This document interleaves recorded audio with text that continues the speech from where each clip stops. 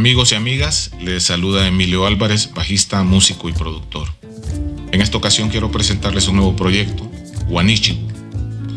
Wanishigu, traducido al español, significa nuestra cultura. Esta es una producción colectiva realizada con la participación de Alejandra Castillo, Purificación Arriola, mejor conocido como Popo Arriola, con don Eufemio Mena, conocido como don Jackie, y su servidor Emilio Álvarez. Con este disco pretendemos interpretar la espiritualidad, la diversidad cultural musical garífuna y nuestra visión del mundo. Esperamos que lo disfruten, que les guste, que lo compartan, que se lo gocen. Pueden encontrarnos en todas las plataformas.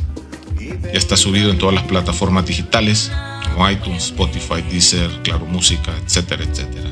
Amazon, en todas están, ¿no? Así que pueden encontrarnos y buscar el álbum Wanishigu. También pueden encontrarnos en nuestro canal de YouTube. Suscríbanse a nuestro canal, que es Vanguardia Producciones TV, o en mi fanpage personal también nos pueden encontrar, que es www.facebook.com/Álvarez Emilio HN. Disfrútenlo, amigos, pásenla bien, quédense en casa, Seremain.